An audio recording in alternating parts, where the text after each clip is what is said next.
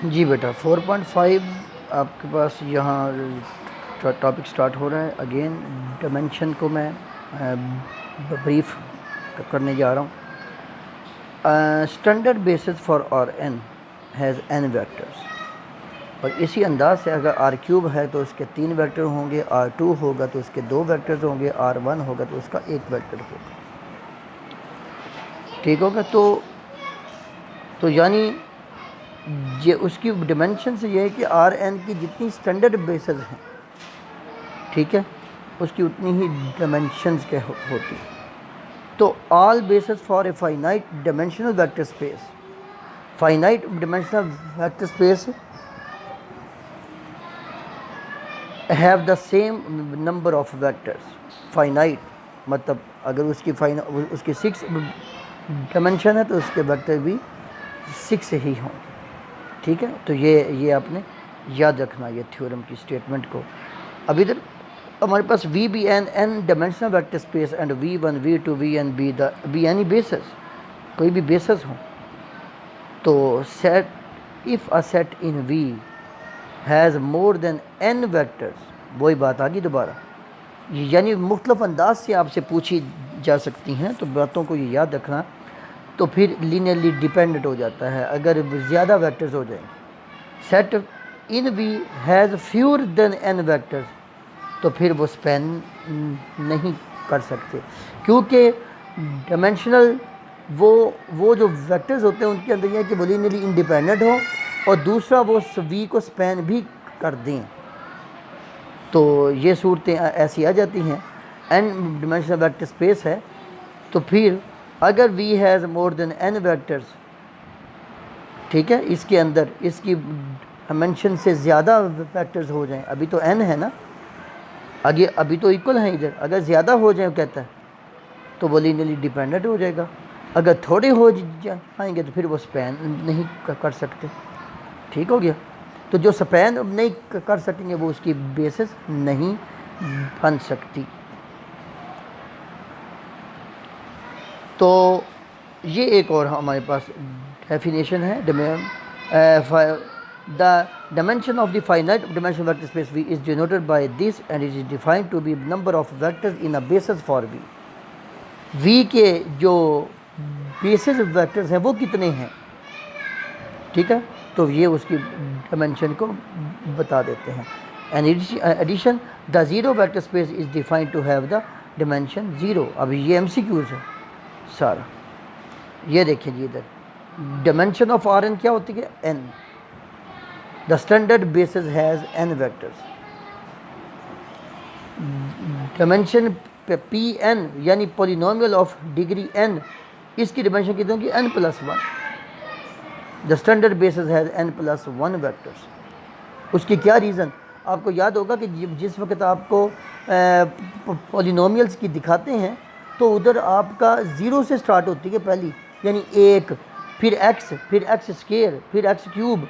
तो वो जो 1 है, जैसे आपके होल नंबर्स हैं, आपसे क्या जाए जी इसके होल नंबर्स लिखें कि पहले 10 होल नंबर आप 0 से लेकर 9 तक लिखते हैं। ठीक है, तो असल में आपने लिखा वो 9 है वहाँ पर, लेकिन असल में आपने 10 नंबर लिख दिए। ठीक है ना? तो अगर आपके पास को एक्सिस की वेक्टर स्पेस है तो उसकी डायमेंशन किसके इक्वल होगी? mn, यानी दोनों को मल्टीप्लाई कर 2/2 की जो डायमेंशन 4 होती है, 3/3 की डायमेंशन कितनी हो जाएगी? 9 हो जाएगी। रेक्टेंगुलर कोई मैट्रिक्स है, ठीक है, रेक्टेंगल मैट्रिक्स जिसको कहते हैं, तो उसमें नंबर ऑफ रोज़ और कॉलम आपस में इक्वल नहीं होती, तो उनकी रोज़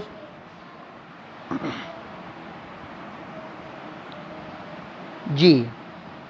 उसके बाद आ गया जी आपके पास डायमेंशन ऑफ स्पैन s, कि आपके पास v1 v2 vr जो है, every vector in span s is expressible as a linear combination of the vectors in S।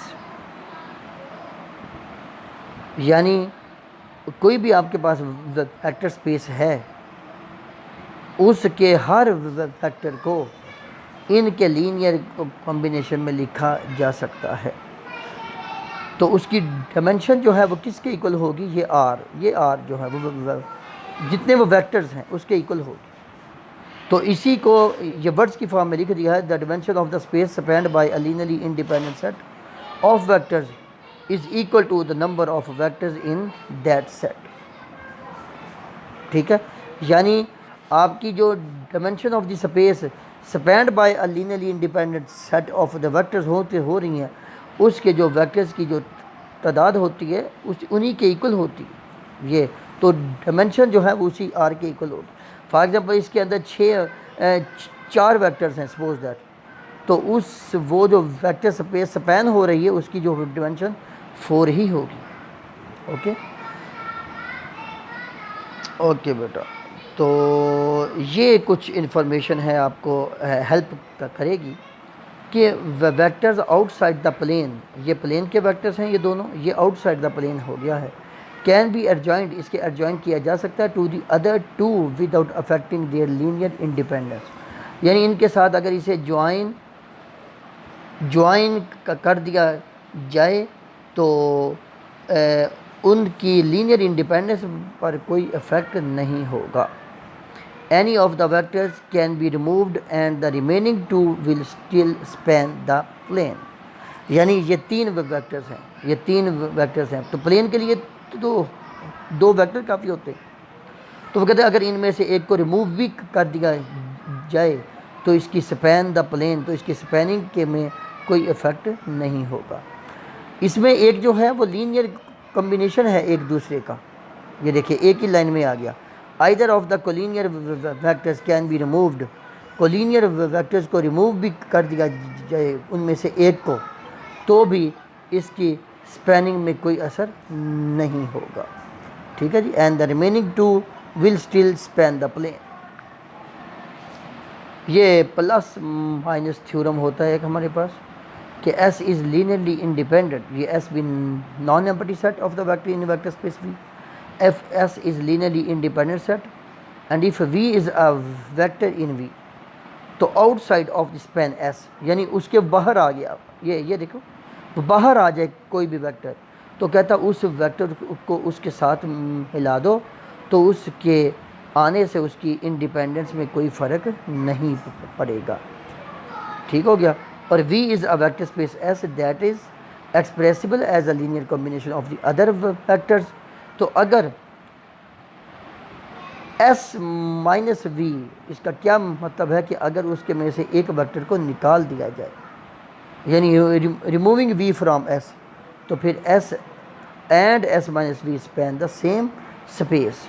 क्या मतलब कि दोनों की जो डायमेंशन होगी वो सेम ही होगी। ये वाली बात, ये बड़ी इंपॉर्टेंट बात MCQs के लिए कि S माइनस V, यानी एक वेक्टर को उसमें से निकाल भी दिया गया है, तो जो भी वो स्पैन करेगा S, वो S माइनस V भी वही स्पैन करेगा।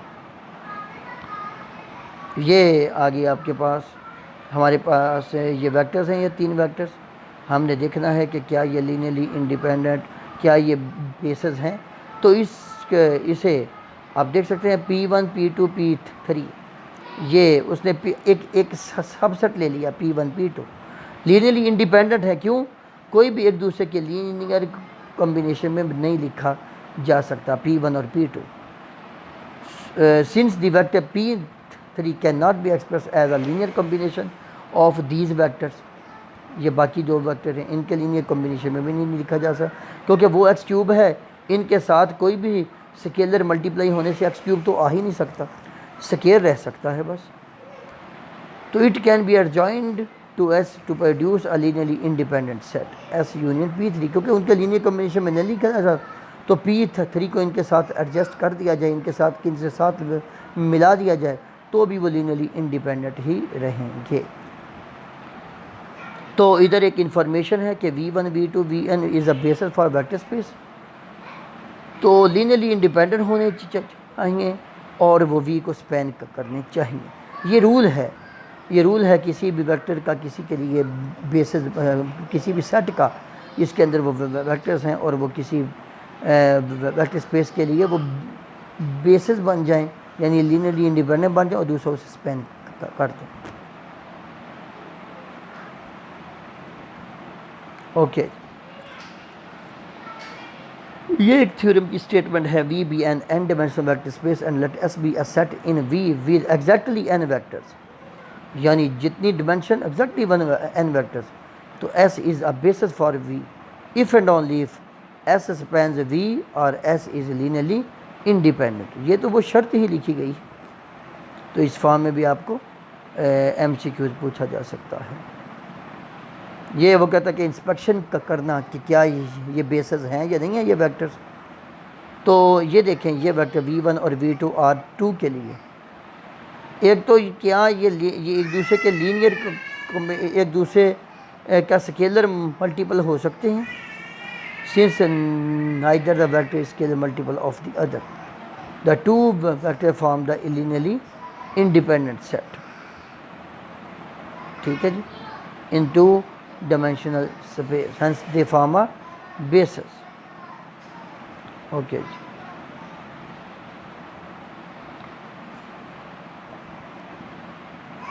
अब आगे आपके पास ये v1 v2 from a linearly independent set in x ji plane. X ji plane क्यों बोला? क्योंकि इनका y जो है वो 0 है, तो x है और g है, x है और g, तो एक्स जी प्लेन है।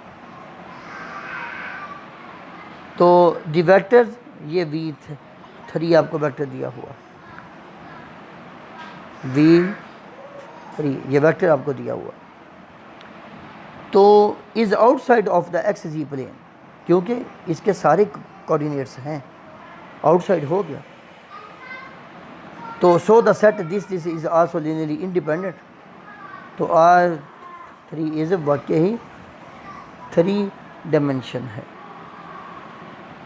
तो v1 v2 v3 is a basis for the vector space R3।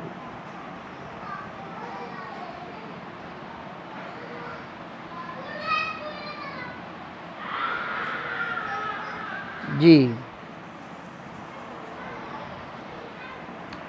Every spanning set for a subspace, किसी भी सब स्पेस के लिए जो स्पैनिंग सेट होता है, जो उस सब स्पेस को स्पैन कर रहा होता है, is either a basis for the subspace और has a basis as a subset.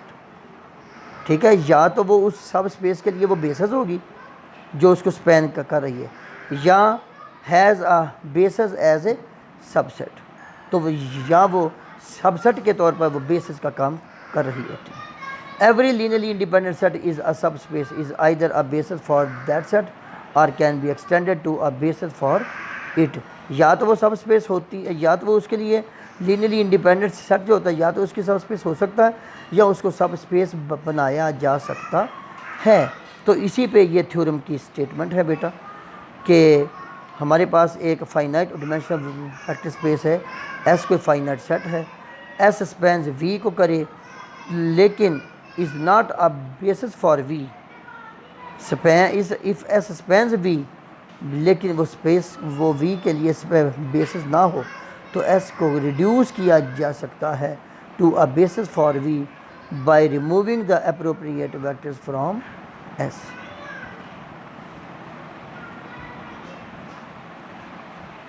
और आगे S is the linearly independent set हो गया, that is already basis for we.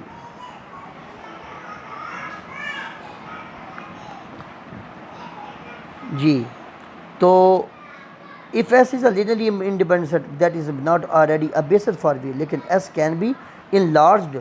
ये वही है बेटा, पीछे के एक उसके अंदर और भी ले आएंगे, एक वेक्टर्स को ला कर उसे हम स्पैनिंग इंजर्टिंग, बाय इंजर्टिंग उसे एक वेक्टर्स को उसमें इंजर्ट करके हम उसे लीनियरली इंडिपेंडेंट भी बना सकते होंगे। तो ये MCQs के लिए ये याद रखनी बातें कि W इज़ अ सब space of a finite dimensional space. तो W इज़ फाइनाइट डिमेंशनल होगा, उसकी जो डिमेंशन होगी वो लेस इक्वल टू V के होगी। अगर W V के इक्वल है तो फिर एक ही सूरत है कि दोनों की डिमेंशन सेम होगी। ठीक है, ये एक स्केच सा है कि ओरिजिन 0 डिमेंशन का होता है, जो लाइन होती है वो 1 डिमेंशन की होती है, जो प्लेन होता है वो 2 डिमेंशन का होता है, जो R3 है वो 3 डिमेंशन की है। ठीक है बेटा। तो आगे आपका काम जो है वो है एक्सरसाइज में से 4.5, ये जुल्करनैन जो है वो आपको इसके सारे सॉल्यूशन जो है वो सेंड कर देगा, तो वो आप लोगों ने वो देखना है। और ख़ुसूसन ये इधर ये ट्रू फॉल्स हैं बेटा, यहाँ पे ये ट्रू फॉल्स हैं ये वाले, इनको ज़रूर आपने देखा। इसी में से एमसीक्यूज़ भी आपका बनेगा और अकॉर्डिंग टू इन्फॉर्मेशन जो मैंने आज आपको दी हैं, ठीक है, इन्हीं में से ही आपसे आप इनको सही गलत कर सकते हैं। और बाकी जो क्वेश्चंस हैं ये ख़ुसूसन ये वाले जो क्वेश्चंस हैं इनको आप लोगों ने शॉर्ट जो है वो आपको आपके पास आए होंगे सॉल्यूशंस, इन्हें हल करना, जो भी प्रॉब्लम होगी वो मेरे साथ आपने डिस्कस करनी होगी। अल्लाह हाफ़िज़।